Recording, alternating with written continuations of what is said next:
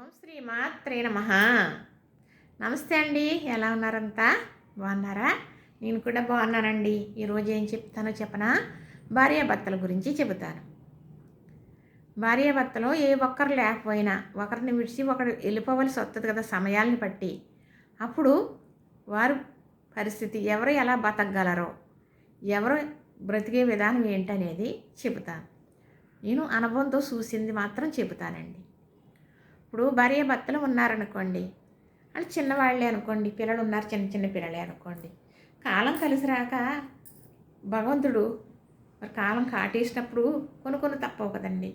భగవంతుడు అనుగ్రహం ఎలా ఉంటే అలా జరుగుతుంది కదా. పిల్లలు చిన్నగా ఉండగానే భర్త చనిపోయాడు అనుకోండి, ఆ భార్య ఏం చేస్తుందండి? ఏం చేస్తుంది? చక్కగా పిల్లల్ని పెట్టుకుని బతుకుతుంది. పిల్లల కోసం బతికెత్తది. బతకటానికి ఏ అభ్యంతరం లేదు. బతకటానికి ఎప్పుడూ అలవాటు పడిపోయింది కదా. ఎటొచ్చి భర్త లేడనే బాధ తప్ప, లోటు తప్ప, భర్త లేని బాధ, లోటు తప్ప ఉన్నాయన్నీ మామూలే. యథావిధి బతుకు అలవాటే ఆవిడికి కదా. ఉన్నవారికి ఉన్నంత, లేని వారికి లేనంత బతికేస్తారు ఎవరన్నా. ఆడది మగోళ్ళు లేకపోతే పిల్లల కోసం బతుకుతుంది, పిల్లల్ని పెట్టుకుని బతికేస్తుందండి. ఆడది బతకటానికి అభ్యంతరం ఏముండదు. భర్త ఉండగా రకరకాల పంచపక్ష పరమాన్నాలు తిన్నారేమో, ఇప్పుడు చారన్నం అయినా సరే తిని బతుకుతారు. ఎలా పెట్టుకుని పెంచుకోవాలో పిల్లలు పెంచేస్తుందండి ఆడది. అదే కనుక భార్య లేదనుకోండి, మగోడు పరిస్థితి ఏంటంటారు? ఈ చిన్న పిల్లల మీదే మరి ఆవిడ చనిపోయింది అనుకుందాం, పిల్లలే మిగిలేరు ఈయనకి. ఎంత నరక ప్రాణియమో తెలుసా అండి? ఎంత నరకమో తెలుసునా? ఇంకో పెళ్లి చేసుకుంటేనే ఏమవుతుందో తెలీదు. ఏ రకంగా అయినా కూడా ఆ కుటుంబం చిన్న బంధం అయిపోతుందండి కదా. అతనికి ఏటూ పాలుపోదు, ఏం చెయ్యాలో తెలియదు. అలాంటి పరిస్థితి ఎవ్వరికీ రాకూడదండి. చిన్న పిల్లల మీద భార్య వెళ్ళిపోతే ఆ పిల్లలదో ఒక కర్మ, అతనిదో ఇంకొక కర్మ. నిజంగా కర్మేనండి. ఎవరన్నా జాలి చూపెడతారే తప్ప వచ్చి 4 రోజులు ఉండి పెట్టరు కదండి. వండి పెడతారా? పెట్టరు కదా. ఎంత కర్మ అంటే 1 రోజు 2 రోజులు జాలి పెడతారు, 3 రోజు ఎవరో పట్టించుకోరండి. ఎవరి గురించి అలా బతకవలసిందే. ఆ పరిస్థితి అలా ఉంటుంది కదా. భార్యాభర్తలు ఇద్దరు చక్కగా పిల్లల్ని గట్టెక్కించేసి ఇద్దరే మిగిలేరండి. ఆయనకు ఒక 60 దాటేసినాయి, ఇప్పుడుకు ఒక 50 దాటేసినాయి. ఇద్దరు బాగానే ఉన్నారండి, అదృష్టమే. ఆరోగ్యంగా కూడా ఉన్నారండి, ఇంకా అదృష్టం. ఇద్దరు కలిసే ఉన్నారండి, అది మరీ అదృష్టం. ఒకరి మీద ఆధారపడకుండా బతికేస్తున్నారండి, అది ఇంకా అసలు చెప్పుకోలేని అదృష్టం అండి పార్వతీ పరమేశ్వరులు వారు. అప్పుడు కూడా ఆ వయసు వచ్చాక కూడా మరి ఒకరిని విడిసి ఒకరు వెళ్ళిపోవలసిందే కదా. ఇద్దరు కలిసి ఉన్నారు కానీ ఒకరు ముందు ఒకరు వెనక తప్పదు కదా. అలాంటప్పుడు భార్య వెళ్ళిపోయిందే అనుకోండి కదా, అసలు అనుకుందాం, ఈయన ఉన్నారు కదా, కొడుకులు ఉన్నారు, కోడళ్ళు ఉన్నారు, కూతుళ్ళు ఉన్నారు, ఆస్తి ఉంది. ఎందుకండి? ఏముంటే లాభం? అన్నీ ఉన్న అనాదేనండి. సమయానికి కంచంలో ఇంత ముద్ద పెట్టేవాళ్ళు ఉండరు, పిలిచి కేకేసని పెట్టేవాళ్ళు ఉండరు. అడిగితే పెట్టేవాళ్ళు ఉండొచ్చు మంచివాళ్ళు అయితే. లేదు అనుకోండి, అంతకన్నా హీనమైన బ్రతుకు ఉండదండి భర్తకి.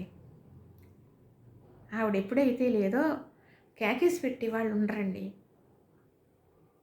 ఆస్తి ఉంది, కోడళ్ళు ఉన్నారు, కొడుకులు ఉన్నారు, కూతుళ్ళు ఉన్నారు, బాగానే చూస్తారు. కానీ భార్య ఎలాగా చూడరు. ఇది మాత్రం నిజమంటారా కాదంటారా? భార్యకి నువ్వు ఎప్పుడు అన్నం తింటావో, భోజనం ఎప్పుడు చేస్తావో తెలుసు, టిఫిన్ ఎప్పుడు తింటావో తెలుసు, ఆ టిఫిన్లోకి నీకు చట్నీ ఏం కావాలో తెలుసు, ఏం కూర తింటావో తెలుసు, ఏ టైంలో తింటావో తెలుసు, ఎప్పుడు పడుకుంటావో తెలుసు, ఎప్పుడు లెగుతావో కూడా తెలుసు. అన్నీ తెలుసు. ఈ టైం అయింది లెగిసిపోతారు కదా. నిన్ను నమ్ముకుని వచ్చింది, నిన్ను అల్లుకుపోయింది, నీ గురించి అన్నీ తెలుసు కదా. నీ పిల్లలకు కూడా తెలుసు, పాటించరాళ్ళు. వాళ్ళ కుటుంబం ఉంది, వాళ్ళ పిల్లలు ఉన్నారు కదా. భార్యకు భర్త, భర్తకు భార్య. నిన్నే నీ భార్యలాగా చేసుకుంటూ వెళ్ళటానికి వాళ్ళు కుదరదు. మంచివారే, కుదరదు. అడిగితేనే పెడతారు. ఎక్కడున్నారో టైంకి రాకపోతే తల్లడిల్లిపోద్దండి భార్య. భార్య లేనోడు బతుకు అనాథ కన్నా మహాఘోరం అని చెబుతాను నేను. భార్య లేని బతుకు కుక్కల సింపుని ఇస్తారని చెబుతానండి. ఆస్తున్నా ఏమున్నా కూడా ఆయన బతుకు శూన్యం తెలుసా. ఎప్పుడైతే భార్య లేదో ఆయన బతుకు శూన్యం అండి. అందుకే అన్నారు, ఏనుగంతా తండ్రి కన్నా సూది బెజ్జమంతా తల్లుంటే మిన్నా. ఇది నిజంగా నిజమే కదండి. తల్లి అనే వస్తువు ఉంటే చాలండి. పిల్లలు పెట్టుకున్న బతికేస్తే, పిల్లలు లేకపోయినా కూడా చక్కగా ఎక్కడ ఎలాగ ఉండాలో బతికేస్తుందండి. భర్త లేడని లోటే తప్ప బతకటం మాత్రం తక్కువేమి ఉండదండి. బతకడం తెలియంది కాదు. భార్యతోటే విలువ, భార్యతోటే గౌరవం, భార్యతోటే ఏదైనా కూడా. భార్య చేసినట్టు ఎవరు చూడరు. నీకు భార్య లేకపోతే భార్యలాగా ఎవ్వరూ చెయ్యరు నీకు. భార్య ఉండగా విలువ తెలుసుకుని భార్యను పూజించుకున్న వాడికి భార్య చేతుల్లో వెళ్ళిపోనోడే అదృష్టవంతుడు అని నేను అంటానండి. నిజంగాన అవునంటారో కాదంటారో తెలియదు. ఉండగా విలువ తెలియదు. ఒక్కొక్కరు మగారు ఉన్నారనుకోండి, ఎవరన్నా భార్య లేని వాళ్ళు ఉన్నారనుకో, వాళ్ళు సొత్తి చాలా హ్యాపీగా ఉన్నారు, మనం అలా ఉందాం అని అనుకుంటాడు. వాళ్ళు ఎంత కర్మ అనుభవిస్తున్నారో, వాళ్ళ వెనకాల ఎంత బాధ ఉందో వీళ్ళకి తెలియదు. నిజంగా ఆడపిల్లలన్నా మగపిల్లలన్నా కోడళ్ళన్నా గమ్ముని ఆడదాన్ని చూస్తారేమో తప్ప మగవాడిని అంతగా చూడరండి. చూడరు. భార్య తప్ప ఏరెవరు చూడరు. భార్య ఉందని చెప్పి భోగం, ఐశ్వర్యం, ఆస్తి, ఆరోగ్యం అన్నీ కూడా మగోడికి భార్యనే. ఇంకా భార్య లేనప్పుడు అవన్నీ శూన్యమే. కుక్కల సింపుని విస్తర మగోడు బతుకు. ఇది నిజంగా నిజం. పడి అనుభవించే వాళ్ళ గురించి చెబుతున్నాను, చూశాను కాబట్టి చెబుతున్నాను. మా నాన్నగారికి ఒక ఆయన ఫ్రెండ్ వచ్చి కూర్చుంటారు. అలా భార్య ముందు వెళ్ళిపోయింది. మేము వెళ్ళటం జరిగింది. మా నాన్నగారి దగ్గర కూర్చుని ఆయన మాట్లాడుతుంటే ఎలా ఉన్నారండి అని పలకరిస్తే ఆయన ఏమన్నారో తెలుసా? ఆవిడ వెళ్ళిపోయారన్నమాట, భార్య లేదు. ఎలా ఉన్నారండి అంటే, ఎందుకమ్మా ఈ బతుకు అవసరమా? ఆవిడ చేతిలో నేను వెళ్ళిపోవటమే అదృష్టవంతుడిని. ఆడవాళ్ళు వెళ్ళిపోయి అదృష్టవంతులు అయిపోయి మగవాళ్ళు ఈ పాపాలు వదిలేస్తారా?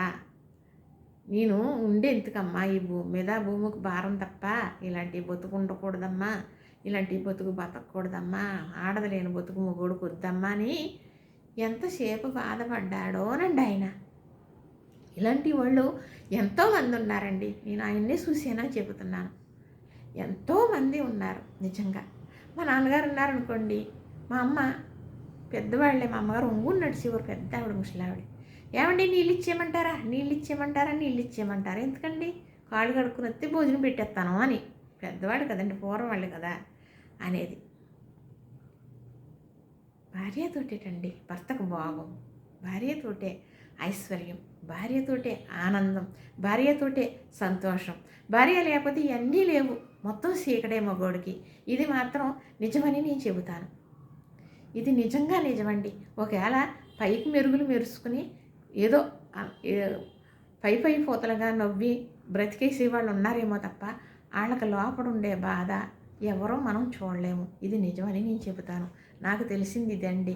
మీకు ఏమన్నా తెలుసుంటే నాకు కామెంట్ పెట్టండి, లైక్ చేయండి, షేర్ చేయండి, సబ్స్క్రైబ్ కూడా చేసేయండి.